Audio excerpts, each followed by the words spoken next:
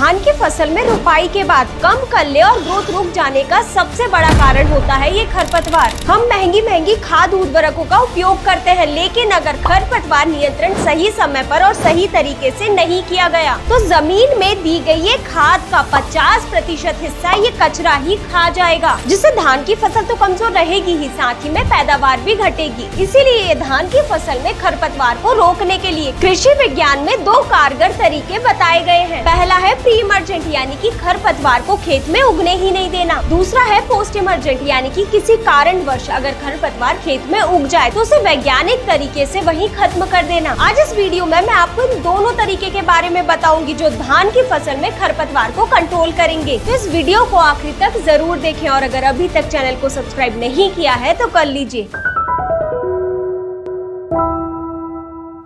नमस्कार किसान भाइयों, स्वागत है आपका कात्यायनी ऑर्गेनिक्स के YouTube चैनल में। तो चलिए बिना देरी करे इस वीडियो को शुरू करते हैं। किसान भाइयों, धान की रुपाई के पहले 30 दिनों को सबसे ज्यादा खरपतवार आने का खतरा माना जाता है, यानी कि इसे क्रिटिकल वीड कंपटीशन पीरियड भी कहा जाता है। इस समय धान के पौधे बहुत ही छोटे होते हैं, उनकी जड़ें भी पूरी तरह विकसित नहीं होती और इस समय कल्ले निकलना भी ठीक से शुरू नहीं होते। लेकिन वहीं दूसरी तरफ इस समय खरपतवार बहुत ही तेजी से बढ़ती है और कई बार तो धान से भी बहुत ही ज्यादा तेजी से ये खरपतवार बढ़ती है और हमारे द्वारा दी गई नाइट्रोजन, फास्फोरस, पोटाश जैसी खाद और पानी पूरी तरह खींच लेती है और ऐसे में धान के हिस्से में बचता है क्या? कुछ नहीं, जिसके कारण धान की बढ़वार धीमी हो जाती है, कम कल्ले निकलते हैं और पौधा पूरी तरह कमजोर हो जाता है और बाद में खाद देने पर भी पूरा फायदा नहीं मिल पाता। इसलिए हमेशा याद रखें, खरपतवार नियंत्रण जितनी जल्दी करेंगे पौधा उतने अच्छे से विकास कर पाएगा और जमीन से अच्छे से पोषण और पानी ले पाएगा। अब जानते हैं कि खरपतवार को कैसे कंट्रोल करना है, लेकिन उससे भी पहले ये जानना जरूरी है कि धान की फसल में कौन कौन से खरपतवार आते हैं, क्योंकि सभी खरपतवार एक जैसे नहीं होते। अगर धान की फसल की बात की जाए तो मुख्य रूप से 2 तरह के खरपतवार आते हैं। पहला है चौड़ी पत्ती वाले खरपतवार, जैसे कि छोटी दूधी, बड़ी दूधी, बोखना, बोखनी और दिवालिया। वहीं सकड़ी पत्ती वाले खरपतवार की बात करें तो सावा, मकड़ा, मोथा, दूब घास। और ये दोनों ही प्रकार के खरपतवार धान की फसल में पाए जाते हैं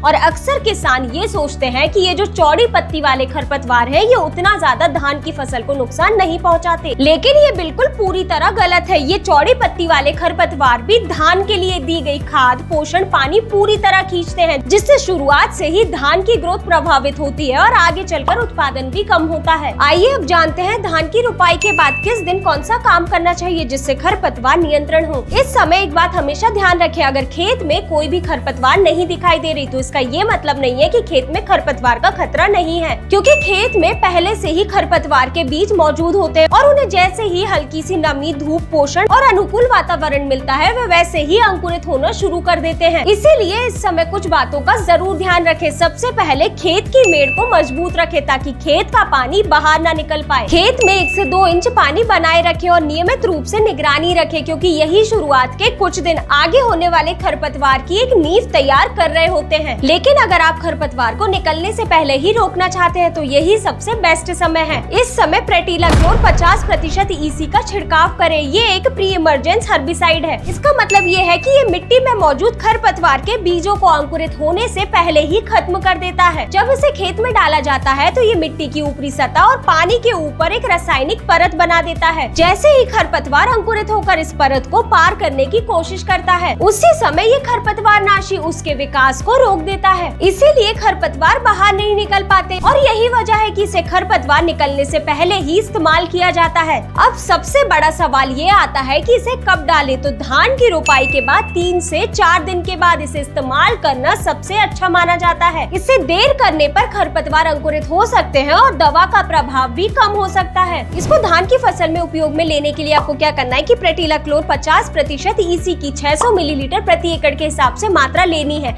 इस दवा को आपको रेत के अंदर अच्छी तरह मिला देना है और जब आप खेत में उपयोग में ले तब 2 से 3 इंच पानी भरा हो। उसके बाद ये रेत को पूरे खेत में अच्छी तरह बिखेर देना है। इस दवा को स्प्रे के माध्यम से भी डाल सकते हैं, लेकिन इस दवा के डालने के बाद अगले 1 से 2 सप्ताह तक खेत में अच्छी तरह पानी भरा रहना चाहिए, तभी ये रासायनिक परत पूरी तरह सक्रिय होकर खरपतवार को उगने से रोक पाएगी और जो आप धान की रुपाई कर रहे हैं उसके बाद जो खरपतवार उगते हैं उन्हें उगने से रोकेगी। लेकिन किसान भाइयों, ये प्रेटिलाक्लोर दवा का छिड़काव करने से पहले ये कुछ बातों को जरूर ध्यान रखें। रखें। सबसे पहला है, खेत में कम से कम 2 से 3 इंच पानी तो रहना ही चाहिए, जिससे दवा पानी की सतह के ऊपर एक अच्छी सी परत बना पाए और ज्यादा असरदार रहे। वही दूसरी बात ये ध्यान रखें कि जब भी आप दवा का छिड़काव करें तो खेत की मेड़ अच्छी तरह बंधी हुई हो, क्योंकि अगर खेत की मेड़ सही नहीं रही तो पानी निकल जाएगा और दवा भी पानी के साथ बह जाएगी। वही तीसरी बात, कभी भी सूखे खेत में इस दवा का छिड़काव ना करें, क्योंकि पर्याप्त नमी ना होने की वजह से दवा भी सही तरीके से काम नहीं करती। लेकिन किसान भाइयों, कई बार प्री इमरजेंस खरपतवार नाशी देना संभव नहीं होता। कई बार बारिश, काम में व्यस्तता और अन्य कारणों की वजह से छिड़काव में देरी हो जाती है, या फिर दवा देने के बाद भी कुछ खरपतवार निकल आते हैं। तो ऐसे में क्या करें? क्योंकि यही सबसे ज्यादा किसान गलती कर देते हैं। वह सोचते हैं कि कुछ दिन और रुक जाते हैं, जब सारे खरपतवार निकल जाएंगे तो एक ही साथ स्प्रे कर देंगे। लेकिन यही इंतजार सबसे बड़ी गलती साबित होता है, क्योंकि जैसे जैसे खरपतवार बड़ी होती जाती है, खरपतवार नाशी का असर कम होते जाता है। कई किसान सिर्फ दिन गिनते रहते हैं कि 15 दिन हो गए, 20 दिन हो गए या 25 दिन हो गए, फिर स्प्रे करते हैं। लेकिन किसान भाइयों, दिन नहीं गिनना चाहिए। अगर मौसम गर्म है, अधिक बारिश हुई है या खेत में नमी अधिक है तो खरपतवार बहुत ही तेजी से बढ़ते हैं। इसीलिए स्प्रे करने से पहले एक बार खेत जरूर देखें। अगर खेत में ज्यादातर खरपतवार 2 से 4 पत्ती की है तो यही स्प्रे करने का सबसे अच्छा समय है। अगर इंतजार करते करते खरपतवार 5 से 6 पत्ती के हो गए या फिर उससे भी बढ़ गए तो किसी भी खरपतवार नाशी को उपयोग में ले, असर कम हो जाएगा। इसीलिए हमेशा याद रखें, कैलेंडर देख के नहीं बल्कि खरपतवार की अवस्था को देखकर स्प्रे करें। और ऐसे में जरूरत होती है ऐसी खरपतवार नाशी की जो सभी प्रकार के खरपतवारों पर प्रभावी हो। अगर आपको धान की रुपाई किए हुए 10 से 15 दिन हो जाए और अगर उस समय खेत में खरपतवार का प्रकोप दिखाई दे तो आप कात्यायनी गरुड़ा का उपयोग करें। इसमें बिस्पाइरिबैक सोडियम 10% EC होता है। ये एक ब्रॉड स्पेक्ट्रम सिलेक्टिव सिस्टमिक खरपतवार नाशी है। सिस्टमिक का मतलब सिर्फ ये नहीं है कि ये दवा खरपतवारों की पत्तियों पर काम करती है, बल्कि सिस्टमिक क्रिया द्वारा दवा पत्तियों द्वारा अवशोषित होकर पूरे पौधे के हर एक भाग में फैल जाती है और धीरे धीरे खरपतवार की ग्रोथ रोक देती है, जिससे कुछ ही दिन में खरपतवार सूखकर मर जाते हैं। अब बात करें कि इसका छिड़काव कब करें जिससे ज्यादा अच्छे रिजल्ट मिले, तो जब खरपतवार 2 से 4 पत्ती की हो गई हो तो उस समय आप इसका छिड़काव करें, क्योंकि इसी 2 से 4 पत्ती की अवस्था पर खरपतवार की बढ़वार सबसे तेज हो रही होती है। इसीलिए इस अवस्था पर खरपतवार नाशी का उपयोग करना बहुत ही जरूरी हो जाता है, ताकि खरपतवार नाशी भी अपना तेज प्रभाव दिखा सके। और अगर किसान भाइयों इस समय हमने देर की तो खरपतवार नियंत्रण करना धान की फसल में बहुत ही मुश्किल हो जाता है। वहीं गरुड़ा के डोज की बात करें तो आप इसे 80 से 110 मिलीलीटर प्रति एकड़ के हिसाब से उपयोग में लें। अब स्प्रे करने से पहले एक काम जरूर करें जो बहुत कम किसान जानते हैं। पोस्ट इमरजेंट खरपतवार नाशी का छिड़काव करने से पहले खेत में खड़ा हुआ पानी निकाल दें, क्योंकि अगर खेत में पानी भरा रहा तो दवा पहले पानी पर गिरेगी, ना कि खरपतवार की पत्तियों पर। इसीलिए स्प्रे करने से पहले खेत में खड़ा हुआ पानी जरूर निकाल दें। तो किसान भाइयों, अगर आप धान की फसल में इस तरीके से खरपतवार को कंट्रोल करते हैं तो शुरुआत से ही पौधे की ग्रोथ अच्छी होगी, कल्ले ज्यादा से ज्यादा निकलेंगे, अच्छा फुटाव होगा और गहरा हरापन आएगा। तो किसान भाइयों, यही थी संपूर्ण जानकारी धान की फसल में खरपतवार नियंत्रण की। अगर आपको ये जानकारी पसंद आई हो तो इस वीडियो को अपने अन्य किसान मित्रों के साथ जरूर शेयर करें और अगर अभी तक चैनल को सब्सक्राइब नहीं किया है तो कर लीजिए। धन्यवाद।